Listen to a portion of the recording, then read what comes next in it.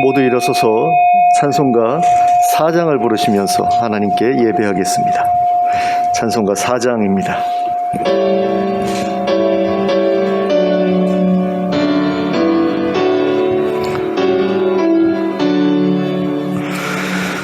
성부 성자와 성령 영원히 영광 받으옵소서. 태초로 지금까지 또 길이 영원무궁 성삼위께 영광. 아멘. 함께 기도하겠습니다. 사랑과 은혜가 풍성하신 하나님 아버지, 오늘 저에게 복된 주일을 허락하심을 감사합니다. 이 예배 가운데 하나님 만나 뵙기 원합니다. 성령으로 찾아와 주시옵소서. 그리고 저희의 마음을 새롭게 하시고 저희의 삶을 새롭게 하여 주시옵소서. 예수 그리스도의 이름으로 기도하였습니다. 아멘.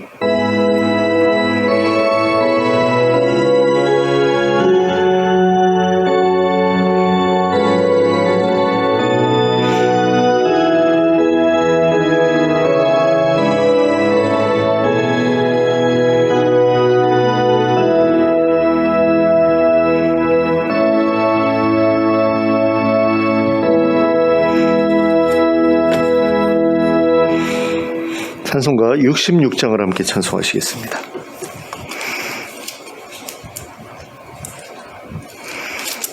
찬송가 66장입니다.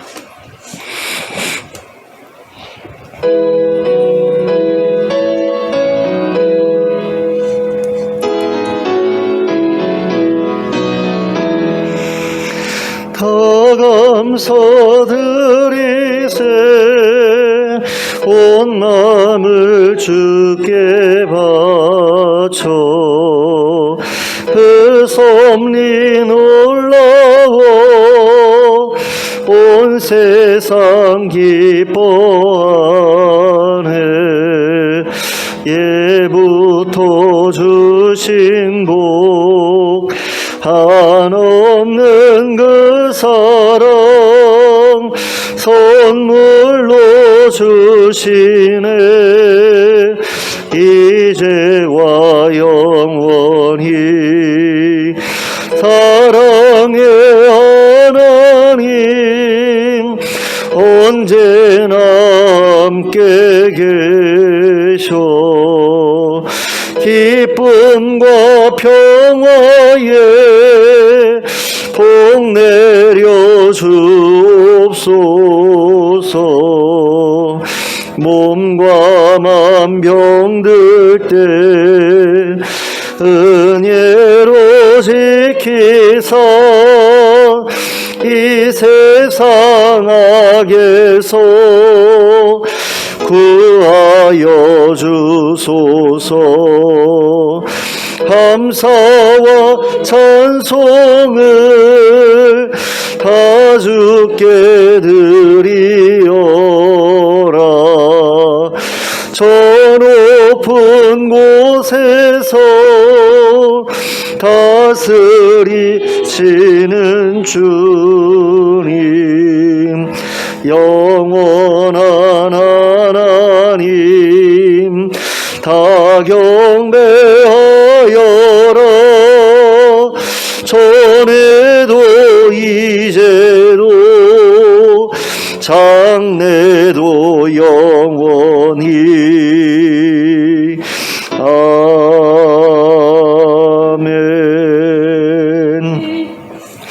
교동문 23번을 함께 교도하시겠습니다.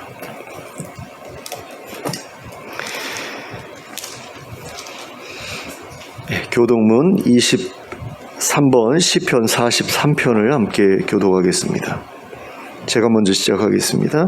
하나님이여 나를 판단하시되 경건하지 아니한 나라에 대하여 내 송사를 변호하시며 간사하고 불의한 자에게서 나를 건지소서. 주는 나의 힘이 되신 하나님이시거늘 어찌하여 나를 버리셨나이까. 내가 어찌하여 원수의 억압으로 말미암아 슬프게 다니나이까. 주의 빛과 주의 진리를 보내시어 나를 인도하시고 주의 거룩한 신과 주께서 계시는 곳에 이르게 하소서. 그런즉 내가 하나님의 제단에 나아가 나의 큰 기쁨의 하나님께 이르리이다. 하나님이여 나의 하나님이여 내가 수금으로 주를 찬양하리이다. 내 영혼아 내가 어찌하여 낙심하며 어찌하여 내 속에서 불안해하는가. 너는 하나님께 소망을 두라. 그가 나타나 도우심으로 말미암아 내 하나님을 여전히 찬송하리로다. 아멘. 사도신경으로 우리의 신앙을 고백하겠습니다. 전능하사 천지를 만드신 하나님 아버지를 내가 믿사오며 그 외아들 우리 주 예수 그리스도를 믿사오니 이는 성령으로 잉태하사 동정녀 마리아에게 나시고 본디오 빌라도에게 고난을 받으사 십자가에 못 박혀 죽으시고 장사한 지 사흘 만에 죽은 자 가운데서 다시 살아나시며 하늘에 오르사 전능하신 하나님 우편에 앉아 계시다가 저리로서 산 자와 죽은 자를 심판하러 오시리라. 성령을 믿사오며 거룩한 공회와 성도가 서로 교통하는 것과 죄를 사하여 주시는 것과 몸이 다시 사는 것과 영원히 사는 것을 믿사옵나이다. 아멘. 모두 자리에 앉으셔서 찬송가 286장을 부르시면서 하나님께 봉헌 드리겠습니다. 찬송가 286장입니다.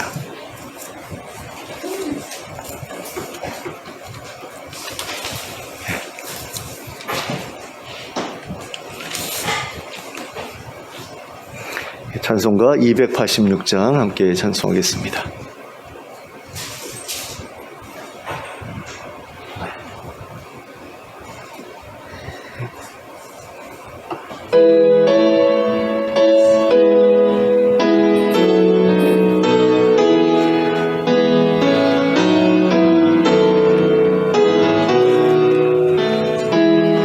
주 예수님 내 맘에 오사 날 붙들어 주시고 내 마음에 새 힘을 주사 늘 기쁘게 하소서. 사랑의 주 사랑의 주 내 마음속에 찾아오사 내 모든 죄 사시고 내 상한 맘 고치소서. 주 예수님 내 맘에 오사 내 소원 다하시고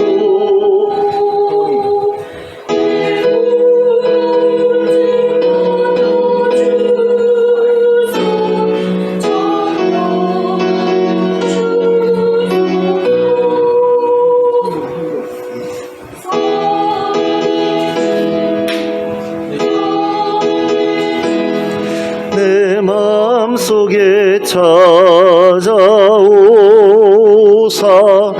내 모든 죄 사시고 내 상한 맘 고치소서. 주 예수님 내 맘에 오사 날 정결케 하시고 은혜를 내 맘에 채워 늘 충만케 하소서.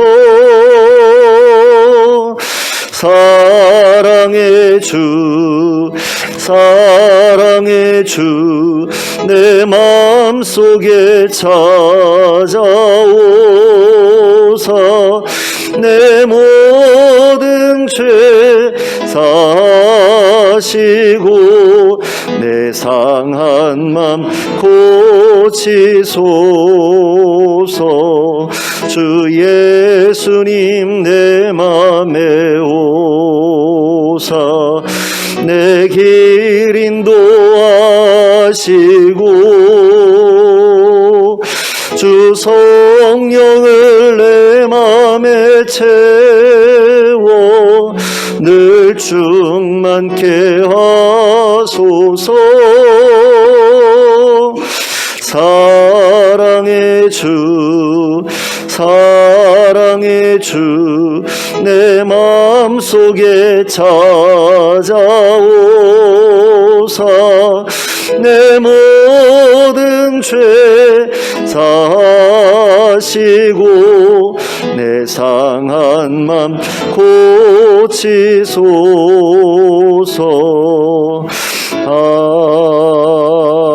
아멘. 기도하겠습니다.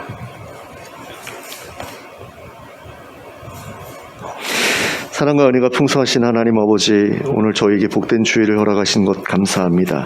한 주간 동안 하나님의 보살핌 가운데 살다가 저희가 이 자리에 나왔습니다. 하나님의 은혜로 저희의 심령에 채워주시기를 원합니다. 하나님께서 친히 말씀하여 주시고 저희의 어리석음을 깨우쳐 주시고 하나님께서 기뻐하시는 삶이 어떤 것인지를 저희로 알게 하시고 그 삶을 사모하게 하시고 또 살아갈 수 있는 힘 주시기를 원합니다. 그래서 저희의 삶을 통해서 하나님께서 영광 받으시고 많은 사람들이 하나님을 사모하는 그런 결과로 이어지게 하여 주시기를 원합니다. 하나님, 저희 성도님들 가운데 아픈 분들이 있습니다. 기억해 주시고 찾아가 주시고 치유하여 주시기를 원합니다. 건강하게 만들어 주셔서 함께 예배하고 또 정상적인 삶을 살아갈 수 있게 해 주시길 원합니다.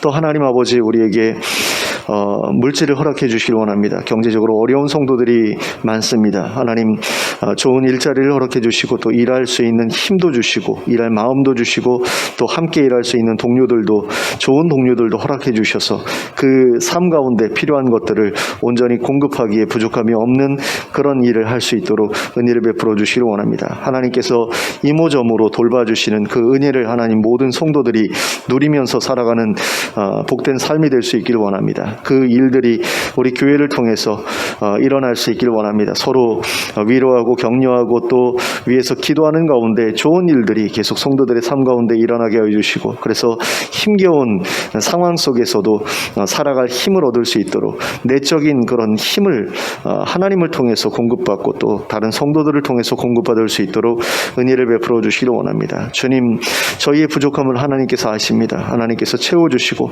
하나님께서 그 부족한 부분에 대해서 계속해서 공급해 주시는 그런 힘으로 변화되는 그런 열매들이 풍성하게 맺혀지기를 원합니다. 그래서 하나님 보시기에 아름다운 그런 모습들이 되기를 원하고, 그 아름다운 모습으로 인해서 하나님 교회, 우리 교회가 하나님 온전하게 또 든든하게 세워져 갈 수 있게 되기를 원합니다.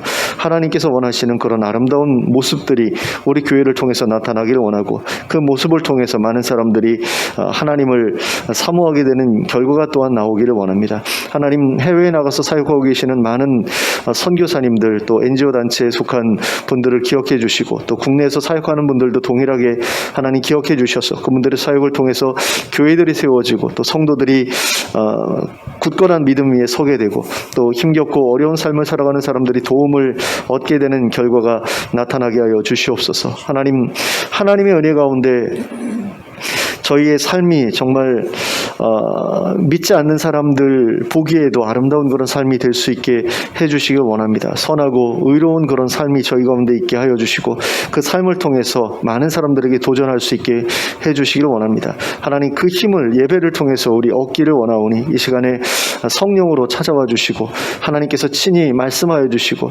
저희에게 큰 은혜를 허락하여 주시길 원합니다. 그리고 하나님 아버지, 저희가 드리는 찬양과 기도와 예물을 하나님 기쁘게 받아주시길 원합니다. 그래서 저희가 드린 예물이 또한 하나님의 뜻 가운데 아름답게 사용되면서 많은 이들에게 도움이 되어 흘러가는 것을 볼 수 있게 해주시길 원합니다. 그래서 저희가 정말 하나님과 더불어서 살아가는, 그 동행하며 살아가는 그 삶 가운데에서 누릴 수 있는 것들을 누리게 하시고 또 드러낼 수 있는 것들을 드러낼 수 있도록 하나님 은혜를 허락하여 주시옵소서. 이 모든 말씀을 예수 그리스도의 이름으로 기도하였습니다. 아멘.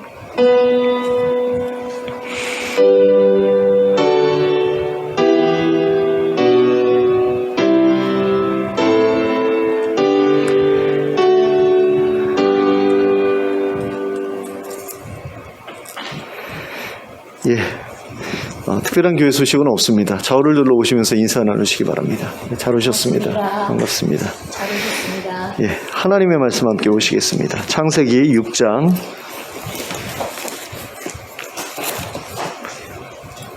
창세기 6장 1절부터 22절까지 말씀입니다.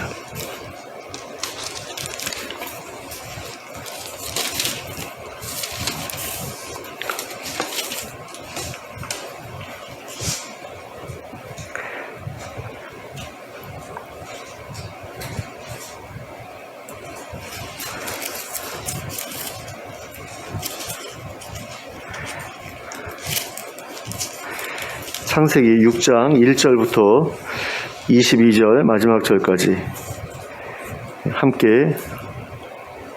합독하도록 하겠습니다. 시작. 사람이 땅 위에 번성하기 시작할 때에 그들에게서 딸들이 나니 하나님의 아들들이 사람의 딸들의 아름다움을 보고 자기들이 좋아하는 모든 여자를 아내로 삼는지라. 여호와께서 이르시되 나의 영이 영원히 사람과 함께하지 아니하리니 이는 그들이 육신이 됨이라. 그러나 그들의 날은 120년이 되리라 하시니라. 당시에 땅에는 네피림이 있었고 그 후에도 하나님의 아들들이 사람의 딸들에게로 들어와 자식을 낳았으니 그들은 용사라 고대의 명성이 있는 사람들이었더라. 여호와께서 사람의 죄악이 세상에 가득함과 그의 마음으로 생각하는 모든 계획이 항상 악할 뿐임을 보시고 땅 위에 사람 지으셨음을 한탄하사 마음에 근심하시고 이르시되 내가 창조한 사람을 내가 지면에서 쓸어버리되 사람으로부터 가축과 기는 것과 공중의 새까지 그리하리니 이는 내가 그것들을 지었음을 한탄함이니라 하시니라. 그러나 노아는 여호와께 은혜를 입었더라. 이것이 노아의 족본이라. 노아는 의인이요 당대의 완전한 자라. 그는 하나님과 동행하였으며 세 아들을 낳았으니 셈과 함과 야벳이라. 그때에 온 땅이 하나님 앞에 부패하여 포악함이 땅에 가득한지라. 하나님이 보신즉 땅이 부패하였으니 이는 땅에서 모든 혈육 있는 자의 행위가 부패함이었더라. 하나님이 노아에게 이르시되 모든 혈육 있는 자의 포악함이 땅에 가득함으로 그 끝날이 내 앞에 이르렀으니 내가 그들을 땅과 함께 멸하리라. 나는 고페르 나무로 너를 위하여 방주를 만들되 그 안에 칸들을 막고 역청을 그 안팎에 칠하라. 내가 만들 방주는 이러하니 그 길이는 300규빗 너비는 50규빗 높이는 30규빗이라. 거기에 창을 내되 위에서부터 한 규빗에 내고 그 문은 옆으로 내고 상중하 3층으로 할지니라. 내가 홍수를 땅에 일으켜 무릇 생명의 기운이 있는 모든 육체를 천하에서 멸절하리니 땅에 있는 것들이 다 죽으리라. 그러나 너와는 내가 내 언약을 세우리니 너는 내 아들들과 내 아내와 내 며느리들과 함께 그 방주로 들어가고 혈육 있는 모든 생물을 너는 각기 암수 한 쌍씩 방주로 이끌어들여 너와 함께 생명을 보존하게 하되 새가 그 종류대로 가축이 그 종류대로 땅에 기는 모든 것이 그 종류대로 각기 둘씩 내게로 나아오리니 그 생명을 보존하게 하라. 너는 먹을 모든 양식을 내게로 가져다가 저축하라. 이것이 너와 그들의 먹을 것이 되리라. 노아가 그와 같이 하여 하나님이 자기에게 명하신 대로 다 준행하였더라. 아멘. 창세기 6장 1절부터 3절까지에서는 아담의 두 아들 곧 셋과 가인의 후손들이 이 세상에 번성하기 시작할 때에 벌어졌던 일들을 소개하고 있습니다. 여기서 두 아들 그러면서 셋과 가인이라고 말씀을 드렸는데요. 원래는 가인과 아벨이었죠. 근데 아벨이 가인에게 죽임을 당하고 그 다음에 이제 태어난 아들이 셋이 되어서 이 두 아들이 아담과 하와의 대를 이어 나가게 되었습니다. 근데 그 사람들이 이제 세상에 번성하기 시작할 때에 어떤 특별한 일이 벌어지기 시작했다라는 거죠. 2절에서 언급하고 있는 하나님의 아들들은 셋 계열의 남성들을 의미합니다. 또 사람의 딸들은 가인 계열의 여성들을 의미합니다. 어떤 사람들은 이 하나님의 아들들을 천사들이라고 보기도 합니다. 그래서 천사들이 사람과 사람 여성과 관계를 맺어서 거기서 이제 사람들이 태어나기 시작했고, 뭐 그들이 세상을 오염시켰다, 뭐 이런 식으로 이해하는 사람들도 있는데요. 근데 일반적인 해석은 이제 경건한 셋 계열의 남성들이 하나님의 아들들이고 경건하지 못한 가인 계열의 여성들이 사람의 딸들이다, 이렇게 보는 게 일반적인 해석입니다. 근데 이 경건한 셋 계열의 남성들이 경건하지 못한 가인 계열의 여성들을 단지 아름답다는 이유만으로 아내로 삼기 시작했습니다. 그리고 그 일은 하나님을 크게 실망시켰습니다. 근데 아내로 삼기 시작했다, 그냥 단순하게 아내로 삼기 시작했다가 아니라 여기 보면 자기들이 좋아하는 모든 여자를 아내로 삼았다라고 말하고 있거든요. 그러니까 이게 일부 일처가 아니라 일부 다처가 되었다라는 그런 의미로도 이해할 수 있을 것 같아요, 이 구절은. 그래서 하나님께서는 3절에 기록된 것과 같은 결정을 내리셨습니다. 3절을 함께 보시겠습니다. 여호와께서 이르시되 나의 영이 영원히 사람과 함께 하지 아니하리니 이는 그들이 육신이 됨이라. 그러나 그들의 날은 120년이 되리라 하시니라. 자, 여기에서 나의 영이 영원히 사람과 함께 하지 아니하리니 라는 말씀은 성령님께서 사람들과 영원히 늘 함께 계시지는 않을 것이다 라는 그런 말씀입니다. 그리고 그 이유는 바로 사람들이 육신이 되었기 때문이었습니다. 여기서 육신이 되었다는 것은 육신의 정욕에 사로잡혀 살아가는 사람이 되었다는 뜻입니다. 그러므로 이 말씀은 사람들이 육신의 정욕에 사로잡혀 버렸기 때문에 앞으로 나의 영이 사람들과 언제나 항상 영원히 함께 있지는 않게 하겠다라는 의미라고 할 수 있습니다. 이 말씀을 다시 정리하면 사람들이 육신의 정욕에 사로잡혀 살아가게 되었기 때문에 성령님께서 더 이상 그들과 함께 하시지 않게 되었다는 뜻입니다. 그리고 이 말씀은 반대로 생각하면 이전에는 사람들이 육신의 정욕에 사로잡혀 살아가지 않았기 때문에 성령님이 그들과 함께 하셨다는 것이라고 할 수 있습니다. 그런데 이제는 상황이 바뀌었다라는 거죠. 그런데 하나님께서 왜 이 말씀 뒤에 그러나 그들의 날은 120년이 되리라 라는 말씀을 덧붙이셨을까요? 그리고 왜 이 부분에서 그리고가 아니라 그러나라는 접속사를 사용하셨을까요? 그것은 성령님이 사람들을 떠나시면 사람들이 더 이상 생명을 유지할 수 없게 되는 것이 정상적인 결과였기 때문입니다. 누군가에게서 성령님이 떠나시면 그 사람은 곧바로 죽는 게 정상적인 결과였습니다. 그런데 하나님께서는 성령님이 떠나버린 사람이라고 하더라도 120세까지는 살 수 있도록 해 주시기로 하신 겁니다. 그래서 성령님께서 사람들과 영원히 함께 하시지는 않게 하겠다는 말씀과 그들의 수명이 120년이 되리라는 말씀 사이에 그리고가 아니라 그러나라는 접속사가 들어가게 된 것입니다. 어떤 사람들은 이 120세 120년, 3절에 기록되어 있는 120년이라는 그런 그 기간을 노아의 홍수가 올 때까지 남아있는 그런 기간이라고 생각하기도 하거든요.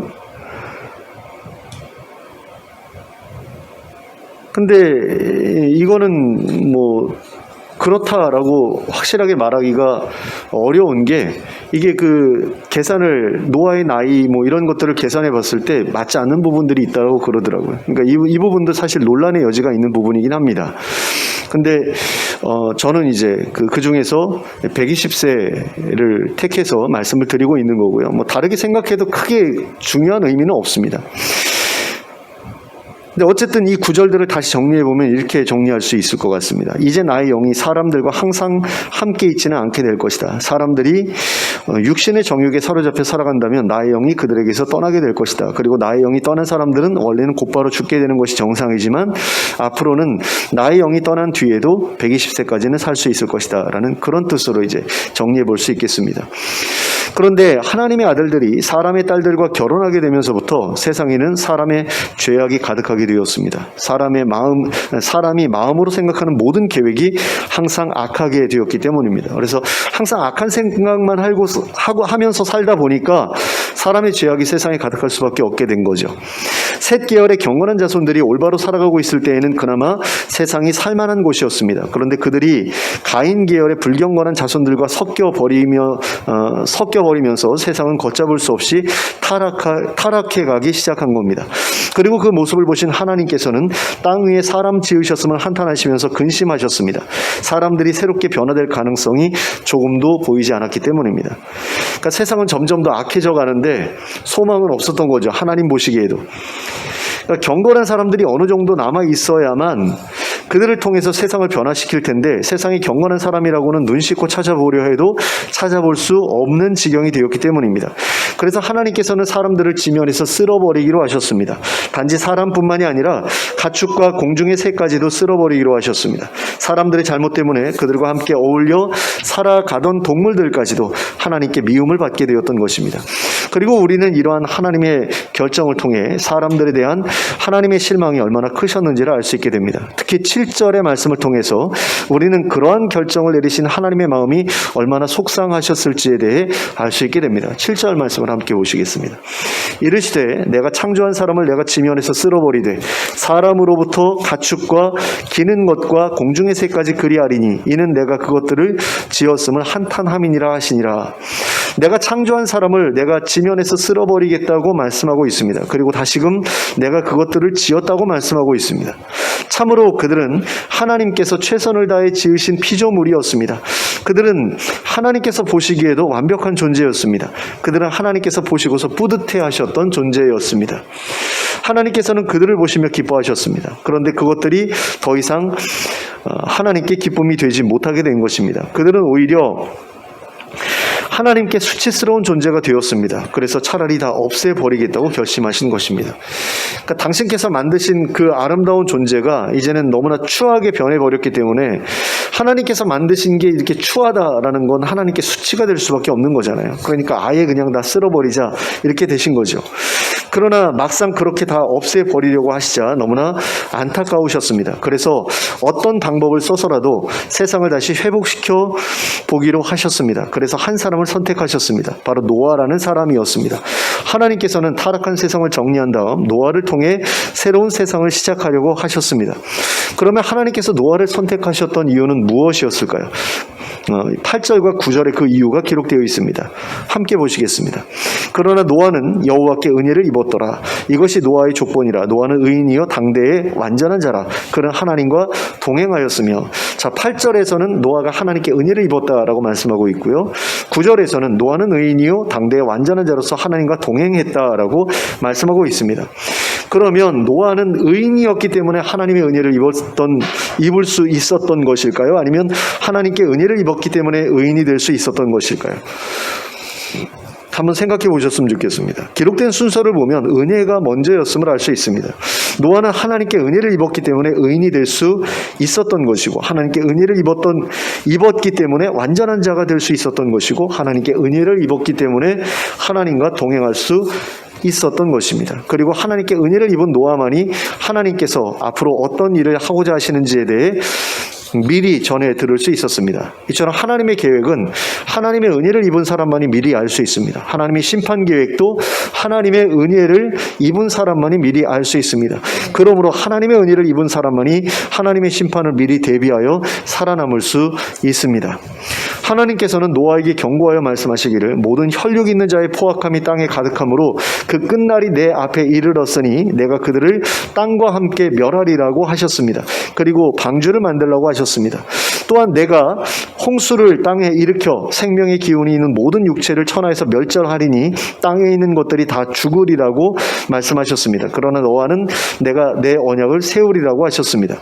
그리고 노아에게 가족들과 함께 방주로 들어가고 모든 생물을 방주로 이끌어들여 생명을 보존하게 하고 먹을 양식을 가져다가 저축하여 그들의 먹을 것을 삼으라고 하셨습니다. 그리고 노아는 하나님께서 명령하신 대로 다 준행했습니다. 노아는 방주를 지었고 먹을 것을 예비했고 동물들을 방주에 태웠고 가족들과 함께 방주에 탔습니다. 그리고 노아와 그 가족들이 방주에 탄 지 7일째가 되었을 때 홍수가 시작되었습니다. 노아의 나이 600세가 되던 해 2월 12일에 벌어진 일이었습니다. 그날에 큰 기품의 샘들이 터지며 하늘의 창문들이 열려 40주야간 비가 땅에 쏟아졌습니다. 땅 속에 흐르던 모든 지하수가 터져나갔고 하늘 위에 있던 물들이 다 땅으로 쏟아져 내렸습니다. 홍수가 땅에 40일 동안 계속되자 축구장만한 크기의 방주가 땅에서 떠올라 이리저리 떠다니기 시작했습니다. 물은 점점 불어나 높은 산까지도 다 잠겨버렸습니다. 그리고 땅 위에 움직이는 모든 생물이 다 죽어버렸습니다. 그리고 오직 노아와 방주에 있던 자들만 살아남았습니다. 그리고 40일이 지나자 비가 그쳤습니다. 그리고 홍수가 시작되고 150일이 지난 7월 12일이 되어서야 물이 빠져서 방주가 산봉우리에 닿았습니다. 그리고 그로부터 3개월쯤이 지난 10월 초하룻날 다른 산에 봉우리들이 보이기 시작했습니다. 그리고 그때로부터 40일이 지나 노아는 방주의 창문을 통해 까마귀와 비둘기를 날려보내 물이 빠진 정도를 확인했습니다. 그리고 물이 다 거친 것을 확인한 뒤에도 노아는 하나님께서 방주에서 나오라고 말씀하시기를 기다렸습니다. 그리고 마침내 방주에서 나가도 좋다는 하나님의 명령이 떨어지자 방주에서 나왔습니다. 그리고 하나님께 제사를 드렸습니다. 그리고 그 제사를 받으신 하나님께서는 이렇게 마음에 생각하셨습니다. 8장 21절과 22절의 말씀입니다. 여호와께서 그 향기를 받으시고 그 중심에 이르시되 내가 다시는 사람으로 말미암아 땅을 저주하지 아니하리니 이는 사람의 마음이 계획하는 바가 어려서부터 악함이라. 내가 전에 행한 것 같이 모든 생물을 다시 멸하지 아니하리니 땅에 있을 동안에는 심음과 거둠과 추위와 더위와 여름과 겨울과 낮과 밤이 쉬지 아니하리라. 자, 하나님께서는 다시는 사람으로 말미암아 땅을 저주하지 않겠다라고 말씀하셨습니다. 그리고 그 이유를 사람의 마음이 계획하는 바가 어려서부터 악하기 때문이라고 하셨습니다. 그러니 사람 때문에 땅을 저주하기 시작하면 시도 때도 없이 한도 끝도 없이 저주해야 할 것이기 때문에 더 이상 이런 식의 심판을 반복하지 않겠다고 하신 겁니다. 하나님께서 사람들 보시면 심판을 내리실 수밖에 없는데 그런 식으로 심판하다 보면 이 세상이 남아나지 않겠죠. 그래서 이건 안 되겠다. 이런 식의 심판으로는 인간의 죄로 인한 세상의 타락을 막을 수 없다. 이런 결론을 내리셨기 때문에 더 이상 사람으로 말미암아 땅을 저주하지 않겠다라고 하신 겁니다. 그래서 하나님께서는 내가 전에 행한 것 같이 사람 때문에 모든 생물을 멸하는 일은 다시 하지 않겠다라고 결심하셨습니다. 그리고 땅이 있을 동안에는 심음과 거둠과 추위와 더위와 여름과 겨울과 낮과 밤이 쉬지 않을 것이라고 약속하셨습니다. 그런데 이 말씀에는 예외적인 경우가 있을 수 있음을 가리키는 중요한 조건이 붙어 있습니다. 그것은 바로 땅이 있을 동안에는 이라는 말씀입니다. 땅이 있을 동안에는 내가 이렇게 하겠다. 근데 이건 무슨 얘기냐면 땅이 없어지면 내가 심판할 수도 있다라는 그런 이야기가 되거든요. 그게 나중에 이제 뒤에 나오는 내용들과 또 연결이 됩니다. 창세기 9장에 보시면 이와 비슷한 예외적인 조항이 또다시 등장하고 있는 것을 보게 됩니다. 하나님께서는 방주에서 나온 노아와 그 아들들과 그 후손들과 모든 생물들에게 하나님의 언약을 세우겠다라고 말씀하셨습니다. 그리고 그 언약의 내용은 다시는 모든 생물을 홍수로 멸하지 않을 것이다 라는 것이었습니다. 하나님께서는 앞으로 땅을 멸한 홍수가 다시 있지 않을 것이라고 약속하셨습니다. 그리고 그 영원한 언약의 증거로 무지개를 주셨습니다. 그런데 하나님께서는 이 언약의 증거라는 표현을 여기에서만 무려 3번이나 반복해서 사용하셨습니다. 그러므로 우리는 이 약속을 확실하게 믿을 수 있습니다. 그러니까 하나님께서 이렇게 확실한 약속의 증거를 주셨다라는 거죠. 그러니까 믿어도 된다라는 겁니다. 그런데 문제가 한 가지 있는데요. 그게 무엇이냐면 이 말씀에 예외적인 경우에 대한 조건이 달려있다라는 겁니다. 하나님께서는 여기에서 다시는 홍수로는 땅을 멸하지 않으시겠다라고 하셨는데요. 이 말씀이 무엇을 의미하느냐? 홍수가 아닌 다른 것으로는 땅을 멸하실 수 있다라는 것을 의미한다는 겁니다. 우리는 이 사실을 놓치지 말아야 합니다. 왜냐하면 하나님께서 계획하고 계신 다른 종류의 심판 하나가 우리를 기다리고 있기 때문입니다. 근데 그 심판은 물이 아닌 다른 것을 통해서 이루어지는 심판이고요. 그 심판이 이루어질 때는 땅조차도 남아있지 않게 되는 그런 심판이다라는 거죠. 그래서 앞에서 제가 예외적인 경우에 대한 조건 2가지를 말씀을 드린 겁니다. 땅이 있을 동안에는 이라는 말과 홍수로는 이라는 말이 예외적인 조건 예외적인 경우가 있을 수 있는 그런 조건으로서 제시된 말씀이다라는 거죠. 이러한 하나님의 계획에 대해서 이제 베드로는 이렇게 말씀하고 있는데요. 베드로후서 3장 6절과 7절의 말씀입니다. 이로 말미암아 그때의 세상은 물이 넘침으로 멸망하였을 때 이제 하늘과 땅은 그 동일한 말씀으로 불사르기 위하여 보호하신 바 되어 경건하지 아니한 사람들의 심판과 멸망의 날까지 보존하여 두신 것이니라.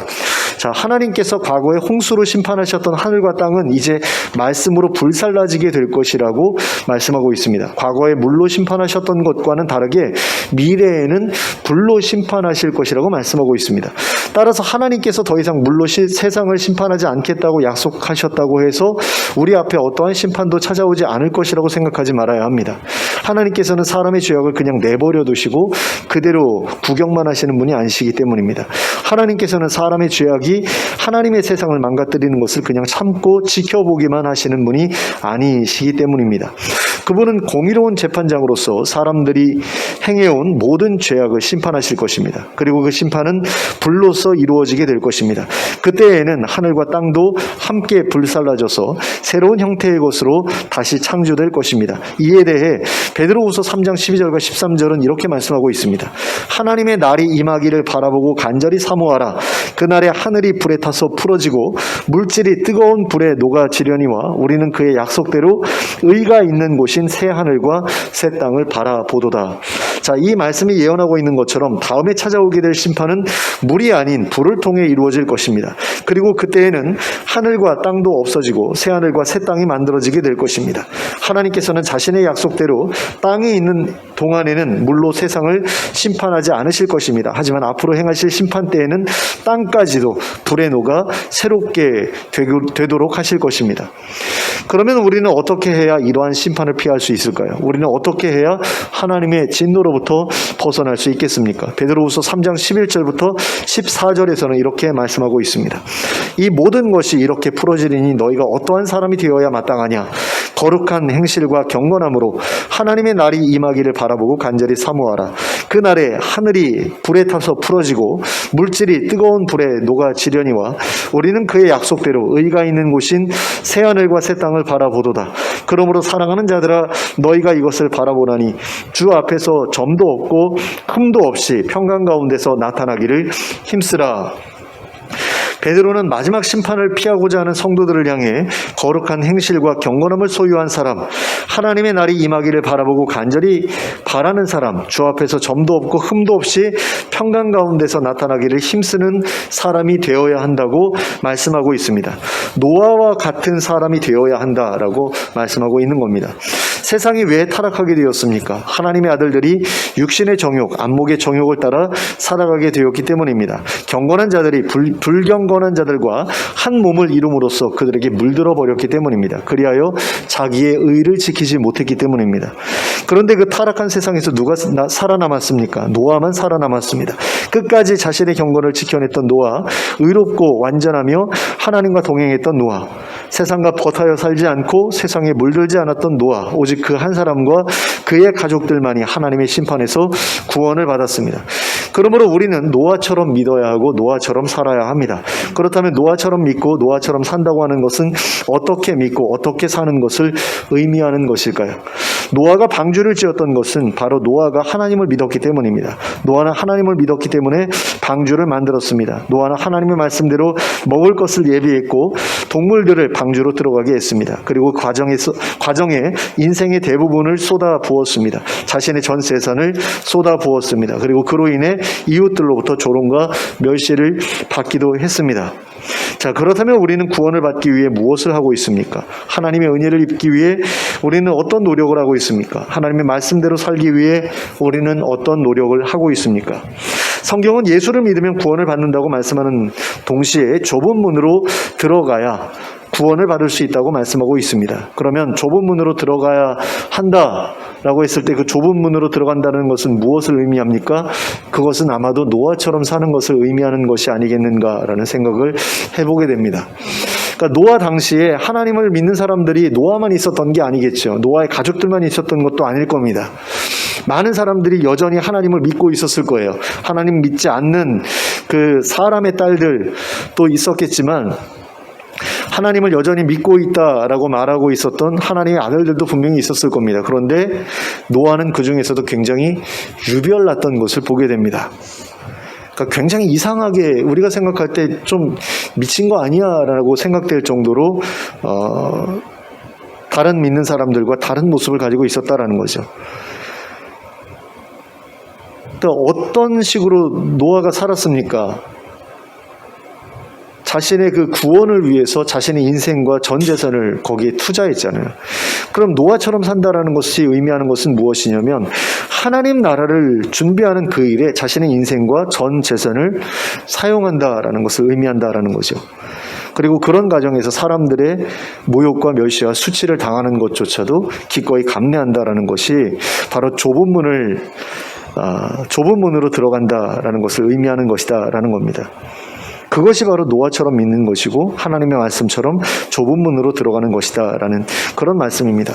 그런데 이런 일은 절대로 우리의 힘만으로는 할 수 있는 일이 아닙니다. 이런 일은 오직 하나님의 은혜를 입은 사람들만이 할 수 있는 일입니다. 하나님의 은혜를 입은 사람만이 하나님을 찾게 됩니다. 그리고 하나님을 간절히 찾은 사람만이 성령님을 모시고 살아가게 됩니다. 그리고 성령님을 모시고 살아가게 된 사람만이 하나님과 동행하며 살아갈 수 있게 됩니다. 그리고 하나님과 동행하는 사람만이 의로운 삶, 완전한 삶을 살아갈 수 있게 됩니다. 하나님의 영이 없는 사람은 겉으로는 살아있어도 속으로는 죽은 사람입니다. 그러므로 의를 행하려고 해도 행할 수 없습니다. 그저 흉내만 낼 수 있을 뿐입니다. 그러나 흉내만 내는 것으로는 하나님께 의인이라고 인정받을 수 없습니다. 예수님 당시에 바리새인들도 흉내는 잘 냈습니다. 하지만 의인으로 인정받지는 못했습니다. 성령님이 그들과 함께 하시지 않았기 때문입니다. 오직 성령님만이 우리를 의롭게 하십니다. 오직 성령님만이 우리로 하여금 세상의 아름다움에 홀리지 않게 하십니다. 오직 성령님만이 우리를 하나님의 아름다움에 사로잡혀 살아가게 하십니다. 그러므로 자신에게 하나님의 은혜가 있는지 성령님이 계시는지 확인하시기 바랍니다. 그리고 자신에게 구원 얻기에 합당한 믿음이 있는지도 확인하시기 바랍니다. 그리고 그 믿음의 증표가 자신의 삶으로 드러나고 있는지도 확인해 보시기 바랍니다. 그리하여 앞으로 다가올 하나님의 진노와 심판의 날에 점도 없고 흠도 없이 경건하고 거룩한 자로 하나님 앞에 드러날 수 있도록 잘 준비해 나가는 우리 모두가 될 수 있기를 예수 그리스도의 이름으로 축원합니다. 기도하겠습니다. 사랑의 하나님 아버지, 노아의 당시에 홍수로 세상이 심판을 받았던 것처럼 이제 앞으로는 불로 온 세상이 심판을 받게 될 때가 올 터인데 그날을 위해서 우리가 어떤 준비를 하고 있는지 자기 스스로를 돌아볼 수 있게 해주시길 원합니다. 그래서 정말로 내가 노아처럼 하나님 나라를 준비하고 있는지 하나님의 심판을 대비하고 있는지 생각해 보게 하시고 정말 그만한 투자를 할 만한 가치가 있는 하나님 나라인지에 대해서도 생각해 보게 해주시길 원합니다. 그리고 성령님과 더불어서 동행하는 그런 삶을 살기 위해 하나님의 은혜를 간절히 구하고 또 성령님을 구하는 인생 되게 해주시길 원합니다. 그런 가운데에서 하나님께서 말씀하신 것들이 공갈 협박이 아니라 실제로 일어날 일에 대한 경고라는 사실을 확실히 깨닫게 하시고 그 일을 위해서 잘 준비해 나가는 저희들 되게 해주시길 원합니다. 늘 성령님의 인도를 따라 거룩하고 의로운 삶을 추구하게 하시고 그 가운데서 하나님께서 원하시는 아름다운 모습을 소유하게 해주시길 원합니다. 그래서 하나님 앞에 섰을 때 부끄럽지 않을 수 있도록 저희를 새롭게 해주시고 그래서 정말로 점도 없이 흠도 없이 하나님 앞에 설 수 있는 저희가 될 수 있도록 인도하여 주시옵소서. 예수 그리스도의 이름으로 기도하였습니다. 아멘.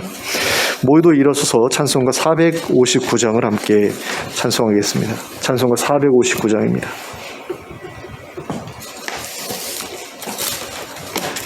459장 함께 찬송하겠습니다.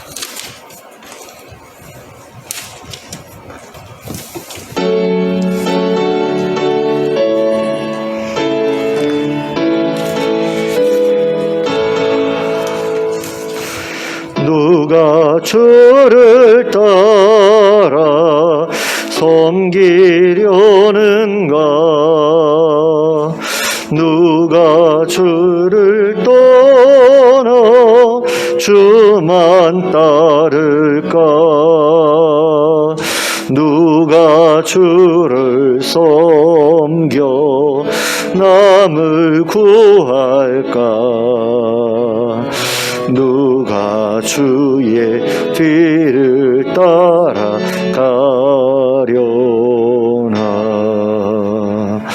부르심을 받아 주의 은혜로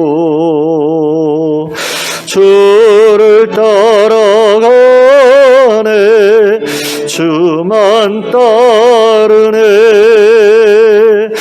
세상 영광 위에 따름 아니요. 크신 사랑이네.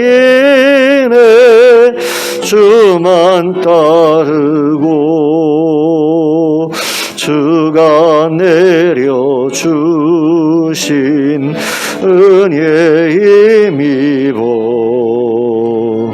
주의 뒤를 따라 힘써 일하네. 부르심을 받아 주의 은혜로 주를 따라가네. 주만 따르네.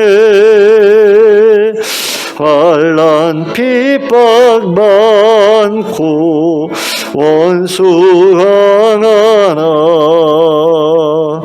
주의 용서도 힘이 강하니 누가 능히 이겨 넘어뜨리랴.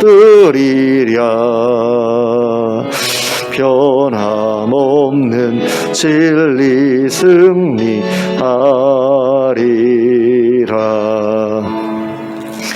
기쁜 찬송하며 주의 은혜로 주를 따라가네. 주만 따르네. 함께 기도하겠습니다. 이제는 우리 주 예수 그리스도의 은혜와 하나님 아버지의 극진하신 사랑과 성령님의 감동감화 교통하심이 노아처럼 하나님의 은혜를 받아 하나님과 동행하며 의롭고 완전한 삶을 살아갈 수 있게 되기를 소원하는 주의 백성들 머리 위에 지금부터 영원토록 함께 하실지어다. 아멘.